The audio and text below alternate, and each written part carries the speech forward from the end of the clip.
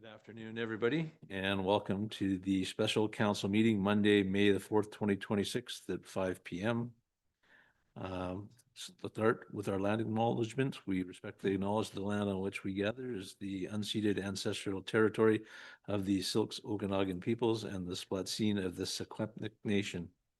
First, we'll be looking for an adoption for this evening's agenda that the May 4th, 2026 special council meeting agenda be adopted as circulated.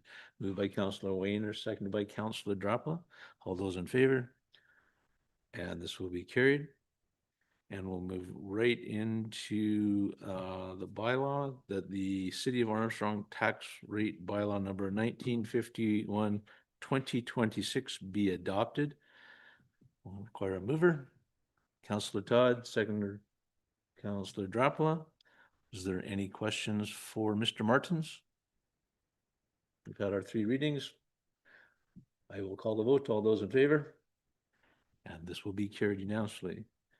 And we will now be looking for an adjournment that the May 4th, 2026 special council meeting be adjourned at 5:01 p.m. Moved by Councillor Todd, seconded by Councillor Fowler. All those in favor? This shall be carried. And we will start our committee of the whole meeting at 5:15 as per our scheduled time for publications.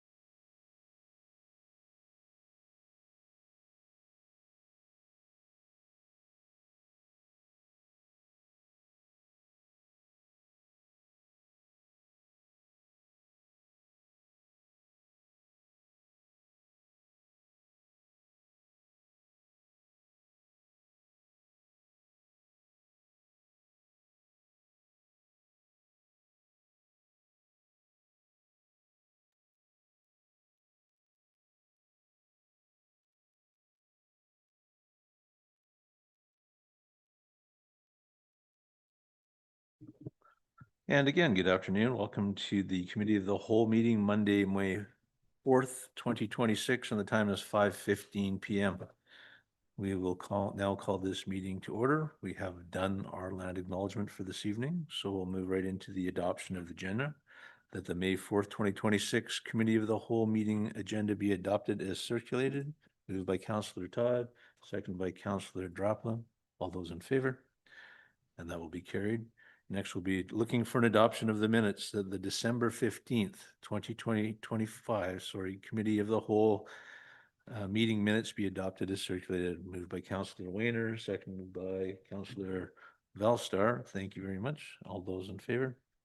And this too will be carried. And we'll move right on to Ms. Cordell and her presentation for us tonight. Thank you, Lori.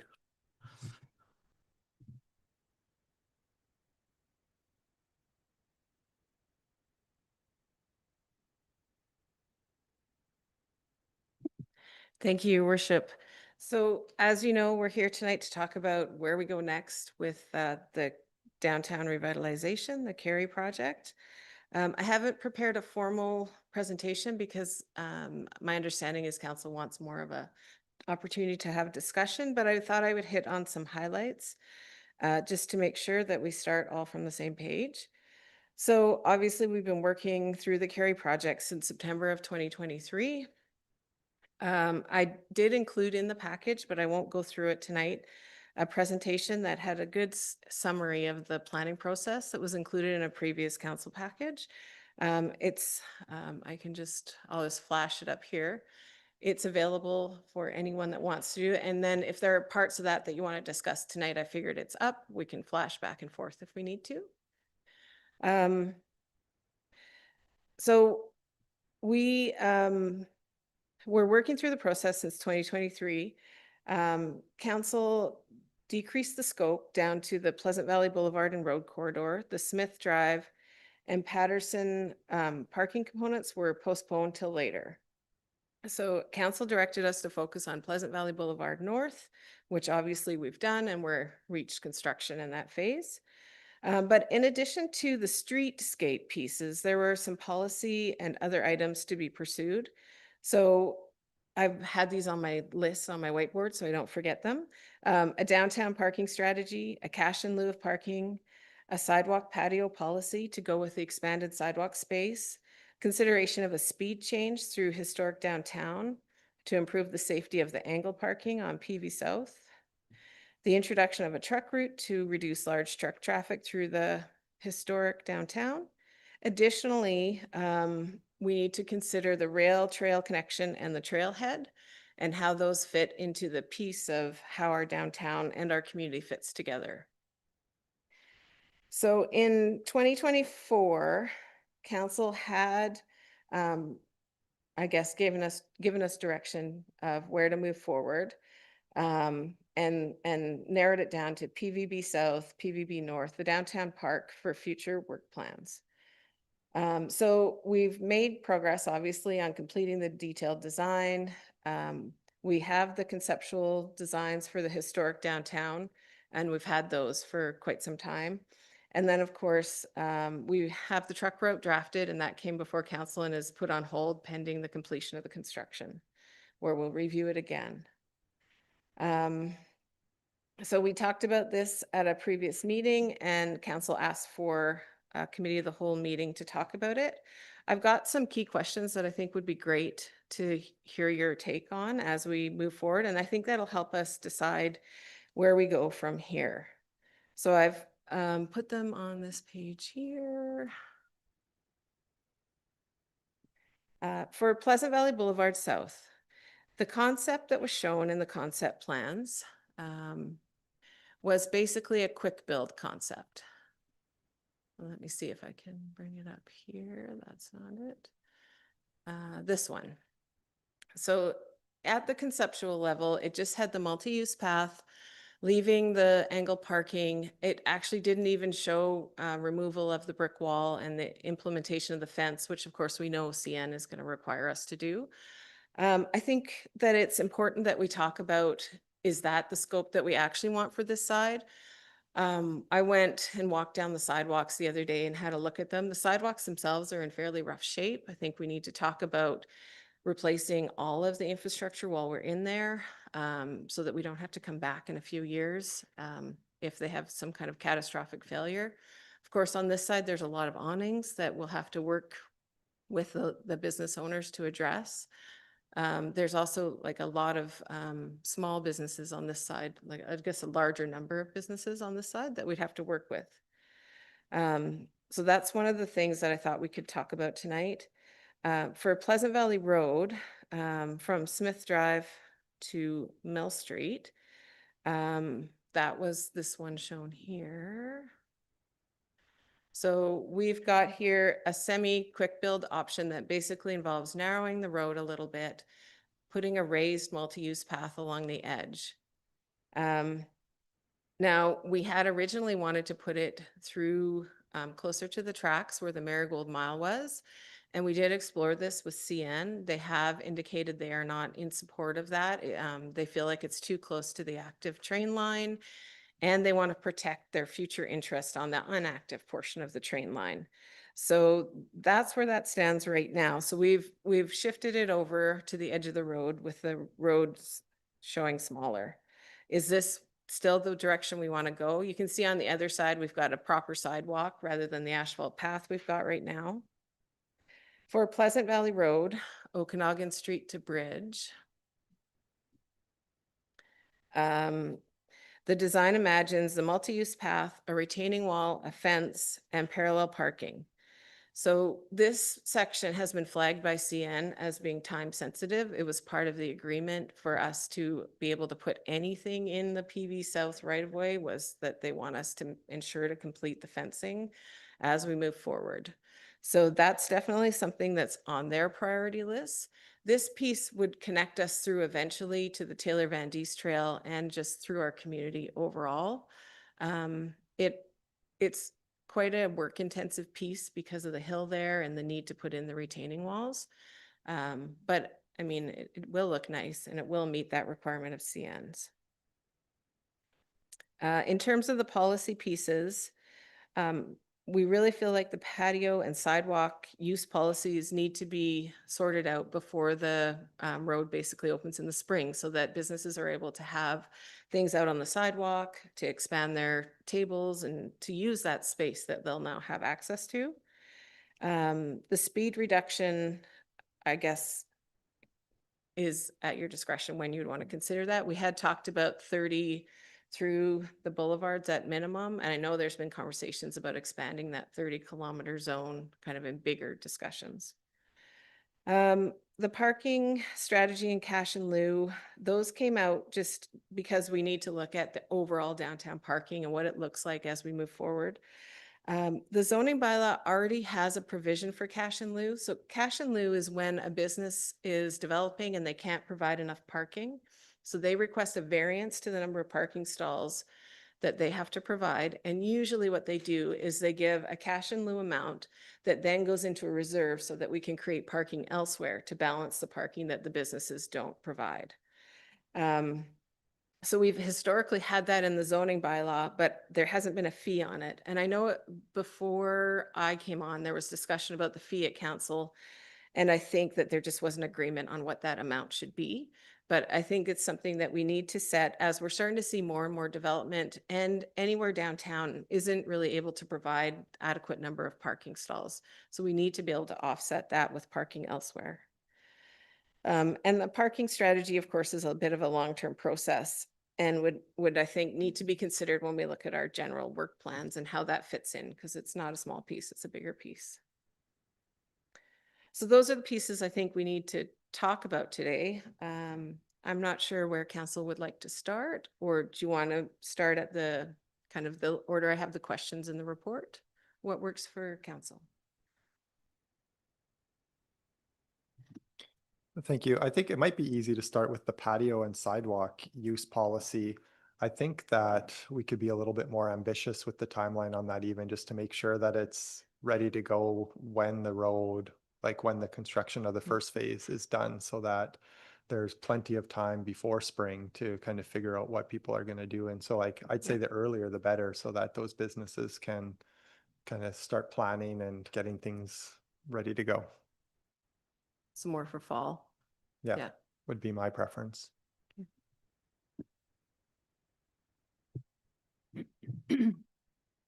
I'm just wondering what all is involved in moving forward with the new parking on the south side of the pellet plant along Patterson. Through your worship to Councillor Fowler. So that had been eliminated from the scope, but to move forward on that, basically, we need to have discussions with that landowner. The way the plan was developed looked at taking a little bit of land along their fence to make proper parking stalls. We would have to just have it designed. I guess we would have to decide if we want to make it asphalt or if we just want to have it gravel and tidied up. So we'd have to determine the scope of that. Otherwise, we just have to design it and then move forward with getting a budget to put it in.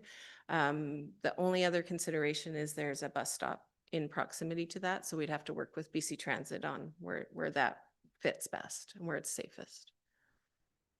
Just follow up. So my only concern is as we move forward and we're making our downtown more attractive and we want people to come and linger and be there and so on and so forth.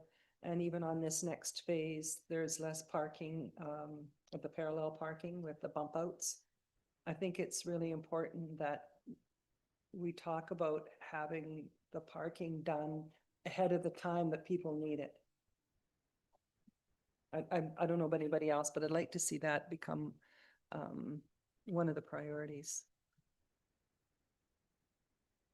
Through your worship to Councillor Fowler, I actually think that we managed to not lose very many spots along that section because BC Transit told us we didn't need to include the bus bay, which gained us some spots back too. So, but yes, we still need to address parking, but just to be clear. Yeah, I think that's good too. But I think, you know, maybe even more important than that is the fact that we're looking in the future to be inviting more people to use the downtown and yes, the locals can walk, but ideally we'll be having people coming from out of town and from Spell and so on and so forth. So it's been kind of an issue right from the get-go. And I think unless there's, you know, an old house somewhere on those back streets that we can purchase a lot and make a parking lot, it's kind of like, what do you do? What do you build first? So. Oh, thank you. Yeah, I was just going to agree with Councillor Fowler. I think that should also be a priority even before we get into the next phases of this. Can I just ask a question too? Do you think then maybe it's worth bringing forward the parking strategy to an earlier so that we can identify? Because I've got my eye on a few different things downtown that maybe we could identify for future acquisition. So if we're looking at that kind of overall parking, maybe it's worth advancing that piece faster than some of the others. Thank you, Your Worship. Yes, so in terms of the parking, if there's some quick build options, even if it's just with gravel in the interim, to me, it sounds like a no-brainer. With the overall strategy, absolutely. I think that would be hopefully an easy win, but starting those conversations earlier, the better, so that we can figure out how those works. I would also be in favor of us setting the speed limits on Pleasant Valley North when it opens. So that's established at the same time. I think it sets the character of the area. And I think if we're going to make that decision, we should do that when it opens. And I would be in favor of the 30 kilometers an hour. I agree with Councilor Menard. I think we need to have a look at that. I think we should consider expanding that through our busy downtown core section. I know we're just talking about that one section right now. And I'm also a really big supporter of reevaluating what we can do on Patterson to create parking tomorrow. We have a shortage. Well, we have a bit of a shortage now. People are adapting. And we did say that was something we were going to look at early in the project. And I think we must start to utilize it pretty quickly if we can. I don't know how much you're saying there's an issue with the fence where our property line is, where the property is. I don't know how much space is in there. Through your worship, it was related to the kind of the slope and having to stabilize the slope and put in retaining walls, more so than the parking space. So it wasn't a lot of land, and we started having conversations with the landowner early days when we started reviewing it. So we can certainly pick those up.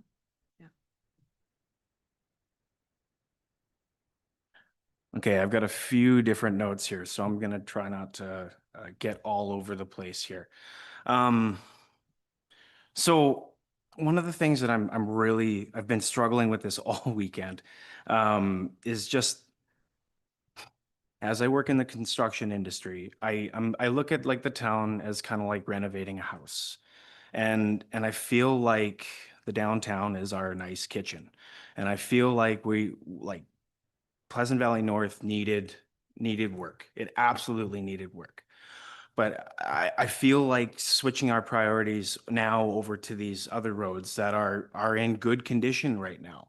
I really struggle with the fact that, we got a road report. I pulled it up here in December of 2023, saying that we had 7 roads that needed help within the next 5 years and another 23 roads that need help within the next 10 years.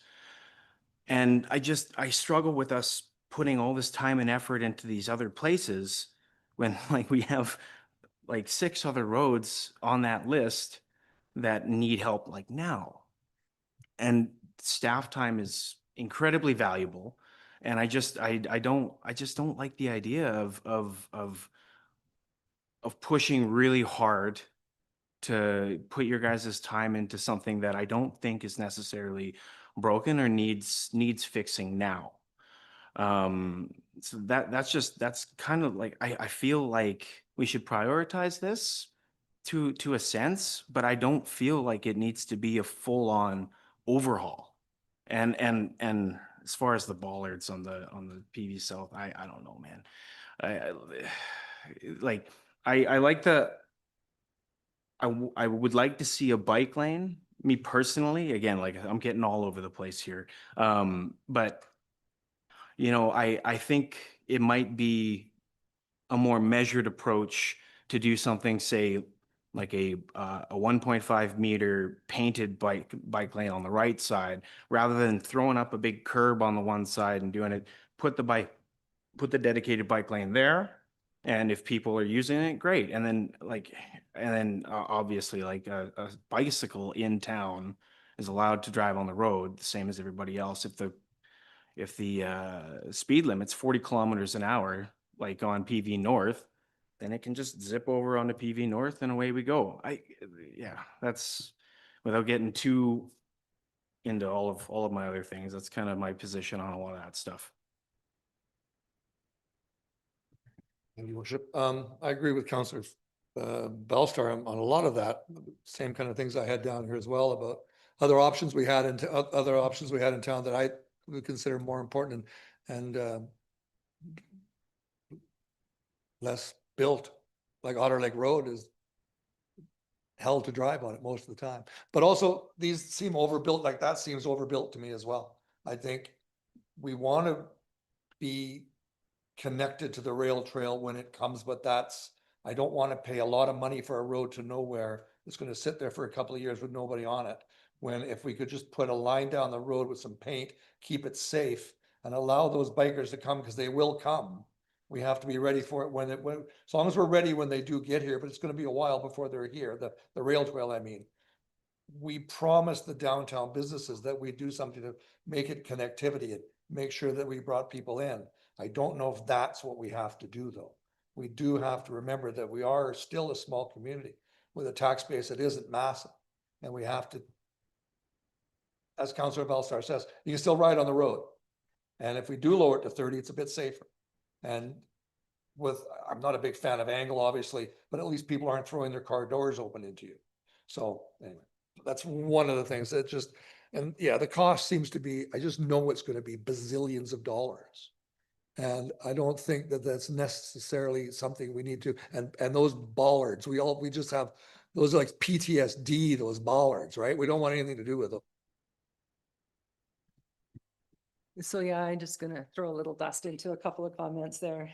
First of all, the boulevard that's being done now, was at this table in the old city hall back in 2013. So it's not that we have usurped anything else to get this done. It was something that we had to do and the infrastructure needed to do. And so, but on the other hand, the south side of the rail trail or the train tracks, those people have been waiting for a new sidewalk for, well, let's use bazillion years. So I can understand maybe if that rail trail isn't done to the standard that we hope it will eventually be at, because we won't need to have the full-blown rail trail until, well, let's just say until there's been construction on an overpass or some way to get here. So I don't think that we would get away with safety of just having painted line for a rail trail. I don't think I'd be wanting to be a mom taking a couple of kids on a bike ride down there, but maybe there's something in between there.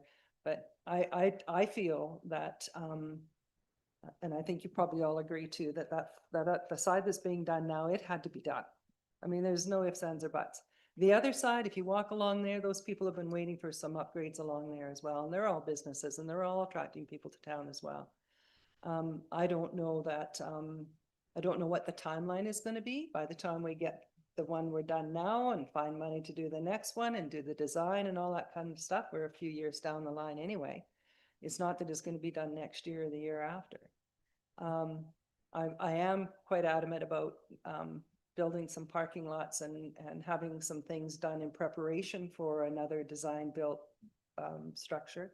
But do we also not have a roads and drainage account to help build roads and have been building that up? So I don't know, staff would be able to answer that, but nice to have this discussion and bring all this stuff forward. But I'd really like to see us have in the next plans, once that parking is sorted out, these businesses on the other side deserve to have some help. Even if we get the sidewalk done first, as not part of the whole build, but the sidewalk. If I may, Your Worship. So I guess just a few things. One, again, this was just conceptual, right? This isn't designed. We haven't dug into this really very deep. So it could look different if council wants it to look different. One of the things that we did hear strongly through the engagement is that the businesses on PV South really have been waiting a long time. That's something that came through loud and clear. It is also a bit more challenging to redo the sidewalk because it's going to create more facade upgrades to those businesses, right? They're going to have to get ready to deal with the awnings, which need to be dealt with in any case. A lot of them are needing repairs.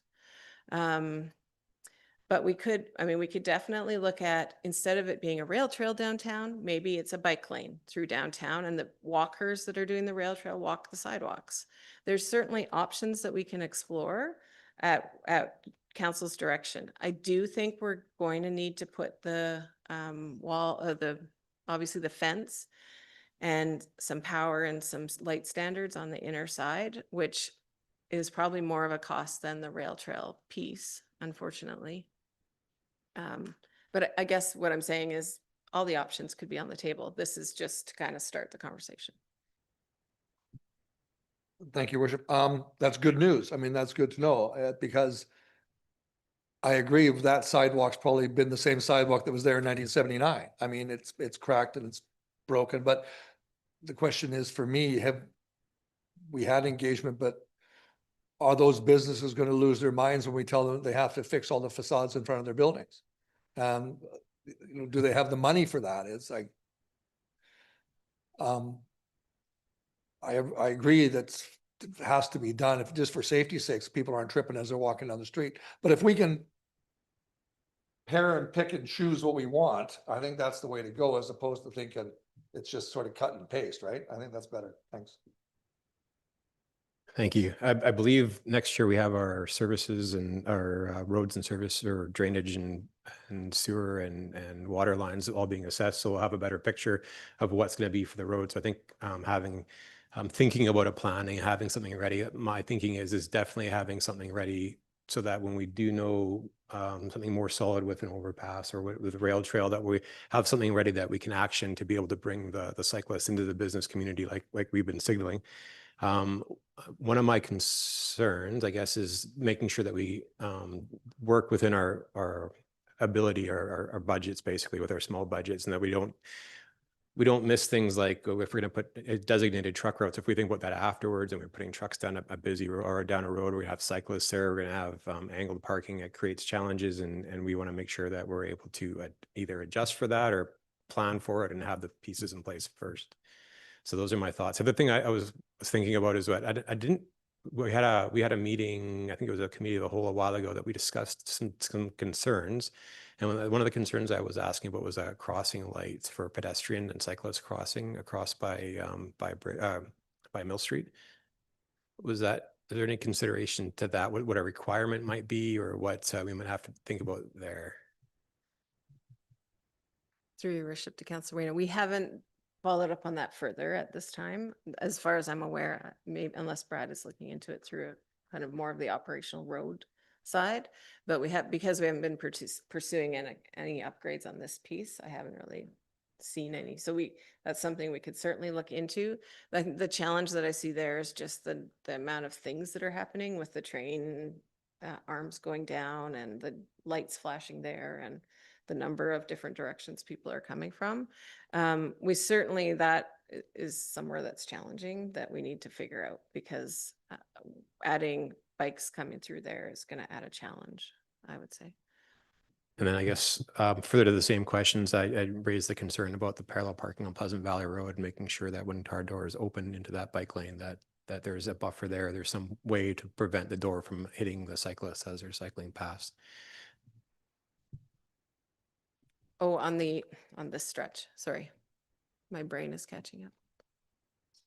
It's quite a ways out, but just as part of the thought process for the Yes. design there. So as a door opens on that section for parallel parking, if a cyclist is going by, it's going to be quite a concern. Yeah, there'll need to be a space in between the curb and where the path There'd need to be starts. something there to Yeah, prevent the there'll need to door be, from yeah. being able to open into Yeah. that thoroughfare. Yeah, the parking stalls, the good thing is we have really wide parking stalls, but if somebody parks close to the curb, that negates that anyways. But we'd have to have a gap in between the MUP and the curb edge, which isn't shown here, but again, high level conceptual plans. And then I think my last point was just so on Pleasant Valley Boulevard, I guess east, the section coming down into PV north and south by coming in towards. So on that section there, it shows a paved multi-use path. Is that the plan, is to pave it, or is there options that we could consider, like just furthering the crush or something that would be maybe cheaper and easier to maintain? Through your worship to Councillor Wayne, this is at council's discretion. So again, these were conceptual plans developed quite a while ago. This is totally within our power to tweak and change. I think part of the reason they're all shown paved was just because they're an urban standard in town, right? Where there's rail trails more a rural standard, but it doesn't mean we're stuck with it. I know I promised Councillor Valstar the next comment, but I just wanted to jump in that we've had a lot of things change even since this, with BC Hydro changing the right of way and moving power lines for us, which is creating space along the highway surface, which can also be used as a multi-use pathway. Looking at this, there's a good reason to re-engage CN Rail, because what their plans don't make any sense, and it wouldn't be supported by the community. And I think we should go after them as hard as we can for the next little while we have a delay in the trail actually coming to town. BC Hydro's also offered us, not formally yet, but we're hoping to grab that parking lot that's down on the other side of the substation, which is going to make some other changes and road improvements for safety and helps with our parking issue in the community. All these things we should be looking at before we're planning PV South. And another thing that the planners in North America are doing is not putting up set bike routes. They're seeing where cyclists go, and then they're creating the route around it. It's very challenging to tell somebody they have to go a certain way. And I think, I don't know that we need to be in any rush if we can get cyclists into town and we got CN on side and we can use a little bit of that right away and not have to change PV road or make it narrower to accommodate. And then one other thing is the rail trail is 4 meters wide and we're not part of the rail trail. We can design our own standard for bringing traffic into town, which creates more space. Sorry if I stole any of your thunder, but I'm gonna let you continue with that. No, thank you very much. Actually, if anything, you kind of just set it up a little bit better. Kind of like exactly what you said there is kind of how I feel. Like it would be an absolute shame for us to go through all that work and put up a cyclist path and then it not get as utilized as it could have been. Now, I understand that if you plan it, they will come, but at the same time, though, we can also kind of see where it's at. A cyclist is allowed to go on the bike the same, or same on the road, the same as everybody, all the vehicles. It makes sense. I see down Smith, is that whatever the Smith PV Road piece there? Yeah. Anyways, putting in like painting in something there, kind of designated off to the side that makes sense. Like that makes sense to me. Yeah, it just a side note to that, like see where they go. Because the other thing is like if we do that, we're adding like a 7th vehicle intersection to that famous Armstrong 7-way that we have here. Like I mean, it's not the easiest thing to navigate right now. Locals figure it out, but then you throw cyclists into the mix. That'll take some serious figuring to sort out. So my question, before all my rambling there, I see that PV Road South was built in 1984. So that's obviously a very long time ago. But when you were in your engagements for Kerry, what were those businesses looking for? Like specifically, like what upgrades were they looking for? That's a great question, Councillor Vallister. I didn't hear from them specific upgrades, but we also didn't spend a lot of time in focused engagement with them. We just heard that the PV North had already been done once. It's our turn to have things fixed and fixed up, and that's quite old and needs some focus. So I don't think we got a ton of detail. I can dig back into the engagement information because that was a few years ago and see if I can pull specifics out. But definitely the sidewalks need fixing. I mean, that's pretty clear. And I think obviously in front of Monashees, the boulevard, that we heard loud and clear. And then fixing some of the challenges between our parking lot and its neighbor was one of the things that came out because there's conflicts between the two. And then fixing some of the driveways where there are houses that don't have driveways and they're putting kind of interim ramps up. So addressing some of those things. But there weren't like a lot of strong, we want more flowers or more trees. Certainly we heard power on the inside so that lights could be run down the inside. Tidying things up, making it fresh, but not a ton of specifics. Can I just follow up with that, Joe? Sorry, Mayor Kramer. Anyways, just to follow that up. So what that sounds like to me is sounds like a lot of sidewalk work. It sounds like a lot of like that piece of it. And I imagine that if we did take on such an endeavor, if most of our focus during the engagement was on PV North, I imagine we would probably update a bit of our engagement with those current business owners, especially after our pilot project across the street. Thank you, Worship. Just on that picture, if I'm riding my bike to Askew's, I'm on that side of the road. I'm not going on a bike path that's on the other side of the road, because then I have to cross the road at the LCB and take my life in my hands. So, and there's no crosswalk. There'd have to be a crosswalk. There would be a There crosswalk. would be at one of them, but that again just lends itself to more chaos at that end as well. I think is with people coming around but you know what it's like.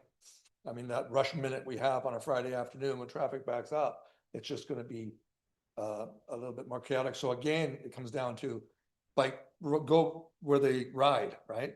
Figure out where people are riding and go from there. Because people aren't going to cross the road to cross the road. You go, it's like water, it follows the easiest route. I was hoping to make a way out suggestion here. And how about we prioritize that parking facility on Patterson so that we can accommodate more vehicles in the town, even if it's just rough and gravel at this point in time. And second of all, we have about 6 different little engagements that we're talking about here, and I really think that we would be the best to do a community open house and hear everybody's perspectives on both priorities and what the needs and requirements are before we force any decision. Anybody else support that? Yeah, I was just gonna say, the south side doesn't have hanging baskets and nice lamp posts and stuff. There's significant changes to the north side than the south. And the south keeps getting left out. I've heard that before somewhere, maybe in the States. I agree that we've got so many things that we're kind of all trying to figure into a muddle, and I think the priority in it, even if the priority isn't another section of the street or bringing the where you're going to put the path for the bikes or anything like that, just like we just need to go in there and get, cross off the list some of the ones that can be done ahead of time and organized. And I think that if we do it that way, that a lot of the other bigger problems that we may face will fall into line a lot easier. Like I think one of the, things with our north side that got a little messy was wanting the truck route, the truck traffic changed, but we hadn't gone out and kind of figured out whether they could. We have now, but we didn't then. And so that kind of set us back. But I think if we take our time and just get things sorted out as we go before the big whammy comes, that's really important. And we've got a planner that helps us do that. So.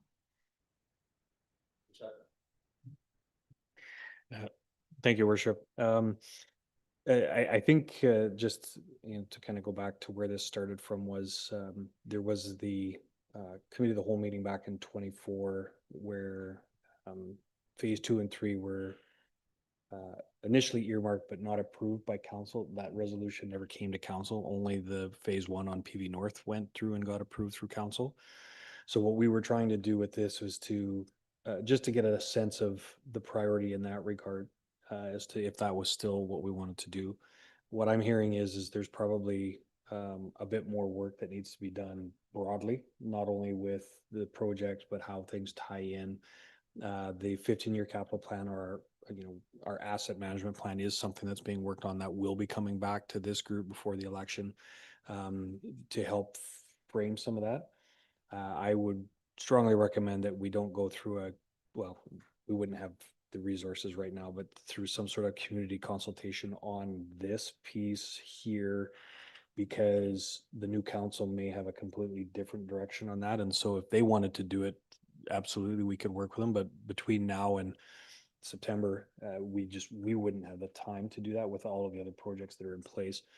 I think some of the policy stuff that Ms. Cordell talked about, the sidewalk policy specifically, is something that we probably could get done quickly in advance of, because once PV North is done, those businesses will have that opportunity. As I'd mentioned to council last week, when I went and did my walk down there and talking with a couple of businesses, you could see some of the vision they were already looking at potential for the space that's going to come from the widened sidewalks and what that can do for their businesses. So that's a preparatory thing that we could absolutely get ahead of, and Ms. Cordell can be working on that to get that back to council, which would be a key part of basically supporting that project that's already underway. So, but I would suggest that if council's thinking that there needs to be some an additional consultation piece, that just be put off to the new council to decide how they wanted to do that, just because it would be within their 4-year mandate for how they wanted to prioritize. And it may change once we get some of that other information in front of you, like the 15-year plan and what those impacts are from a financial perspective as well, in terms of the resources we have. Councilor Drapla? Thank you. I was going to say something very similar to our CAO. It's premature before the current phase opens to even engage the community again in another consultation, right? Like, I think the community wants to see kind of how that's operating, and then that would also guide future feedback, right? Whether that's, oh, hey, this was awesome, or hey, I think we need to think about this a little bit more before we progress. And then just keeping it in context with all the other stuff that's coming forward is, I think, just pertinent. But if we could, I think like the policies and then the parking, the need for that parking on Patterson is not going to change like whatever way we slice it. So I think those are more than enough to keep us busy or keep the city busy until election time. Councilor Weiner. Your worship, yeah, I just want to make sure we threw in the speed limits in with those policies as well. Make sure those are included as well. Yeah, list, excellent, thank you. And I do like the idea of the next council having a say in it, having a chance to organize it. The only thing that I don't want us to miss the boat on having the rail trail users come into our community. And I firmly believe that if we don't have it set up out of the gate, we're not going to have the draw that we would have if we try to do it later. And I also just really encourage council and others to think about, when you think about the rail trail users, think about them as the rail trail users, not necessarily just our community, because it's a completely different, not completely, but it's a different demographic. It's different people, they're using it in different ways, and they're not necessarily using it the way you or I are thinking about using it in our community. Your worship, if I may add to, so we have to develop the parking, a strategy for the parking area for the rail trail. We have to look at what those intersection improvements are going to be required to get into the parking area. Maybe that's, we focus on these other pieces and that. And then there is another round of that grant funding that we got the funding for to start all this work coming up. So maybe we can apply for that to support some of the rail trail parking lot and intersection design. I talked with the province and they indicated that if it's linked to the process that they already approved, it's higher likelihood of getting approval. So we'd have to find a way to just tie them together somehow, which is another one of the reasons that I wanted to talk about this now, is so that we can be prepared if we have an opportunity to get grant funding to help pay for some of the work that we need to have done, so it's not coming out of our tax base, right? So while I've got a microphone, just the list that I have right now is patio and sidewalk policy, Patterson parking lot, the parking strategy, and the speed reduction for downtown on my list. Could you just please give me your definition of the parking strategy, just so that I clearly understand it? Thank you, Your Worship. What I understand for the parking strategy, and we haven't set a scope of work or anything yet. We can talk about what that looks like, but basically looking at downtown to identify where we have adequate parking, where we have shortage of parking, where there may be upcoming opportunities to purchase land, to expand parking. And if there are ways we can look at some of the existing parking layout or lineup or markings to get additional parking out of any of that. So basically looking at the whole parking situation for our downtown, historic downtown core is what I would think. If council wanted us to expand it to Smith, but I don't think it's as critical as the historic downtown in my mind right now. So just looking back over the last couple of years, and correct me if I'm wrong, of course, if we apply for assistance funding to help us do some of the prep work, like the triangle and the path and all that type of thing, it felt like when we had the grant for the design phase to start with, it seemed like the deadline came up quickly, and it almost seemed like we were in a little bit of a hurry to finalize the plans. And that might have got us into making decisions a little faster and maybe not kind of understanding all that was going on. But if we apply for this, if there's an opportunity to apply for some funding to do this other stage, we're not in the same pickle. Through your worship to Councillor Fowler. It's unfortunate that maybe that impression came forward. Yes, we had funding end dates for sure, but we actually still have the funding open right now because we haven't spent it all. So the province has been fairly generous in allowing us to extend things as needed. And I would anticipate that would be the same. I think really the problem that we had was the scope got too big too fast. And if we're narrowing down our scope and really focusing on one area, I don't think it'll feel as pressured. Do you know what I mean? Totally. And yeah. Totally. And I think we learn as we go, and you get smarter when you get older. And I think that just preparing for some of the work that might be controversial, like having the parking sorted out ahead of time, would be a huge advantage to moving forward with some level of peace within the community. Yeah, I agree. I think we need to be fluid and be able, when an opportunity presents itself, to do it. And we look at the different diagrams and different presentations, and we don't all agree that they need to be done immediately, but what we do agree on, I believe, is our patio strategies, our parking issues. A way to get people into town when that opportunity arises, because we do have some time with possible delay of the rail trail, at least this being the last section completed. But we do, if the opportunity came up and Hydro was to permit us to build a parking lot down there, we would want to jump on that before they change their minds. Anyway, those are my 2 cents. Yes, Lori? May I propose a resolution? Or do you want to have more conversation? How's everyone Go ahead. feeling? Yeah, please do. Okay. That the committee of the whole recommends that council direct staff to focus on the development of the patio and sidewalk policy, development of the Patterson parking design and implementation, development of a parking strategy, and review and consideration of the process to implement a speed reduction downtown. Do we want to include the rail trail trailhead stuff in that resolution, or is that, no, we don't need to because it's happening anyways. So that would be my recommendation then. Moved by Councillor Fowler, seconded by Councillor Todd.